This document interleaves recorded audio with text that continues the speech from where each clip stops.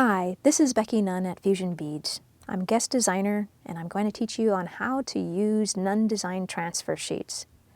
The Nunn design transfer sheets have a variety of different options that you can choose from, and they're already pre-sized to fit the Nunn design bezels. It comes already with the instructions on how to use them on the back, but let's go over the basics. What you want to do is open up one of the transfer sheets like this, like I have here, and I've already selected a couple of the bezels that I want to work with, so these are already pre-sized. If you by chance chose a different size bezel that you don't have onto the sheet, you would lay your bezel over and find an interesting crop of where you would like to have your item. You would trace around the inside of the bezel and then trim it out the way you need to. I've already trimmed two of these pieces out over here, and I'm going to show you what you do next. The Nunn design transfer sheets are printed on a film, and when you drop the film into water, it releases the film from the paper back. Just to show you how to release this, you place the transfer sheets into some water, a small dish of water. I usually do one at a time while I'm working so that I don't get too many going at the same time. And you place it into the water and you let it sit for about a minute. It'll curl up like you saw instantly, like a little potato chip, and then as it's releasing from the paper back, it'll slowly start to flatten out, and that's telling me that the paper has released from the film front. You can see that they're separating. Now your film is ready to use. First, lay it down on top of here, and we're just getting all of the extra moisture out of the film before we use it.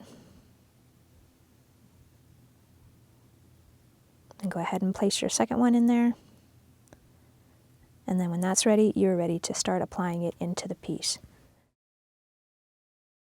So for the next step, you're going to want to have watched a video on how I mix the Nunn design resin. And it goes over how you mix it, how you prepare your bezels, how you put tape on the back so that you can use an open back bezel like you're seeing here. To start, I always like to cut these in half or to break them in half so I can use them for multiple times. And then you're going to just drizzle a small amount of the Nunn design mixed resin right into the base of the bezels. It's always best to underpour and continue to add.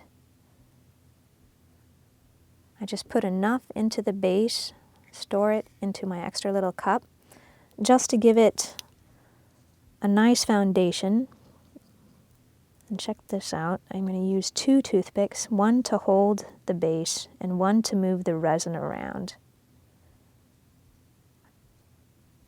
I'm using the toothpick to guide the resin over to the edge and also to go along the edge to agitate the resin in case there's any air bubbles that might be caught along that side edge.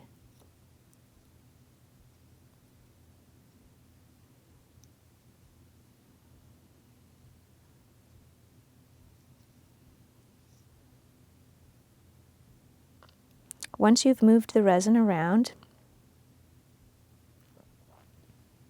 you're ready to put the transfer sheet into the resin. I have something lurking in the corner over here, and I don't know if you saw that. It's like a little bubble was right in that corner.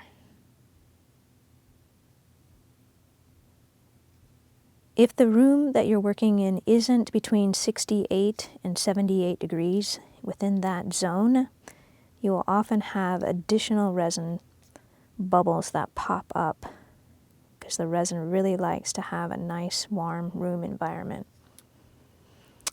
Now we're ready to transfer the transfer sheet into the resin.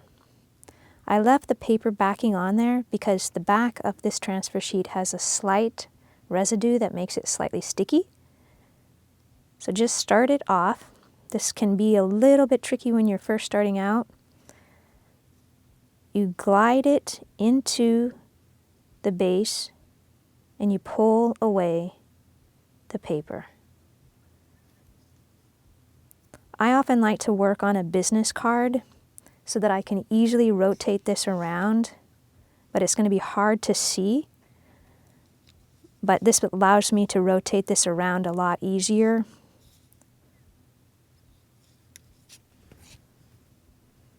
So using a toothpick to move it around instead of my hand, or instead of rotating it on the card, gently start to place the transfer sheet down into the resin.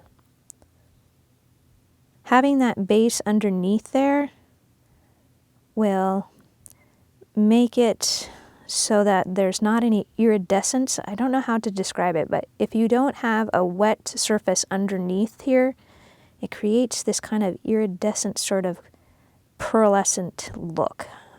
Such a bad way to describe it, but that's the only thing I can think of.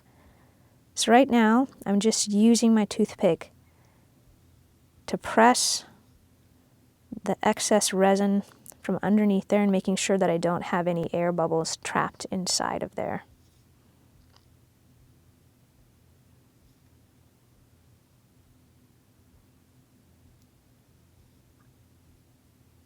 The film is very fragile and very thin, so you're going to want to be gentle with it as you're poking and prodding, because it could potentially rip.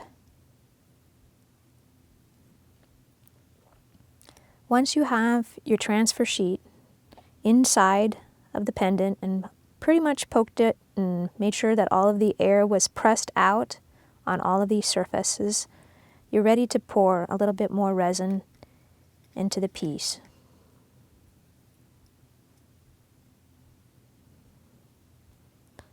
Drizzle slow and add more.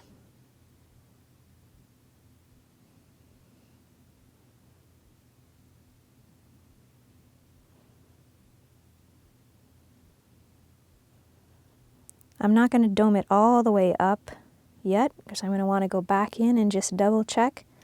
I can see that my transfer sheet, you see that little gap of white up here? I'm going to move that slightly up into that corner. So I'm just double checking to see that my transfer sheet is in a great position. And again, I'm agitating the resin around these edges to make sure I don't have any bubbles. If you're going to have bubbles, that's where it's going to happen. It's around these edges.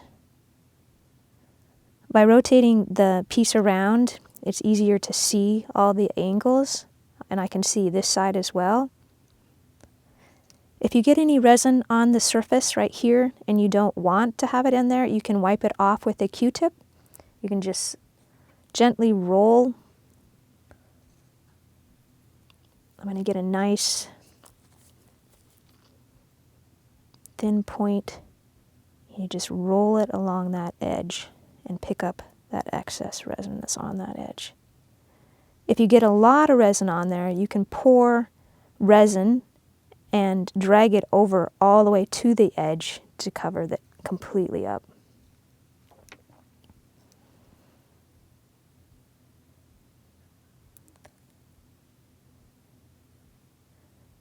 Resin is one of those things that you just have to be patient with, and you have to continue to monitor it to make sure that the air bubbles that you have, you either bring them to the surface. I'm dragging them up and kind of creating that stir that brings those air bubbles up to the surface, and they'll naturally pop on their own. You can also drag them to the side, or you can use your hot breath, just a puff like that, closer to the piece, and the hot breath will make the air expand and pop. If I wasn't filming, I'd probably let this sit for a while and the air bubbles would continue to rise and I can continue to pop them. But just to show you how you would continue to pour and drizzle more resin until it starts to get a nice domed surface. And as you can see, the Nunn Design resin is a self-doming, and so it'll get right to that edge, that inside edge, and it'll stop. But if it did get over onto that outside edge, you will want to just go ahead and pull it. You break that tension and you make its new surface to be this outside edge.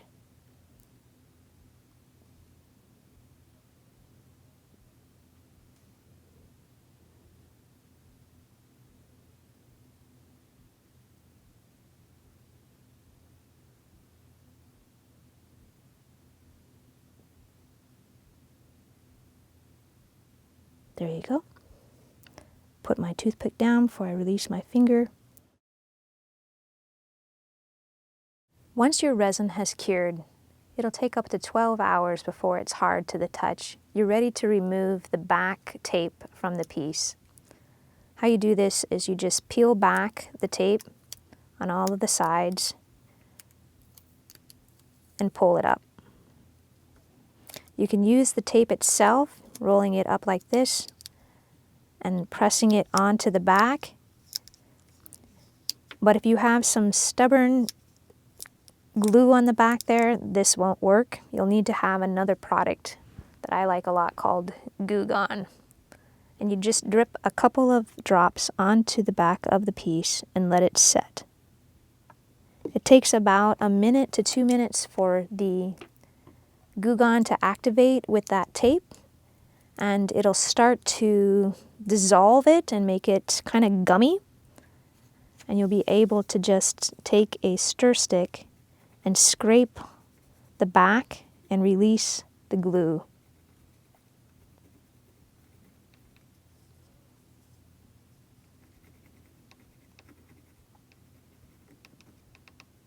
Once that is done, you'll go ahead and use a wet wipe and just rinse it off. And just wipe off the Goo Gone. Then I like to use a Q-tip that has some rubbing alcohol just to make sure that that's all removed from the piece. And then your open back bezel is finished. This is Becky Nunn with Nunn Design, showing you how you can use transfer sheets and clear Nunn Design resin to create open back pendants.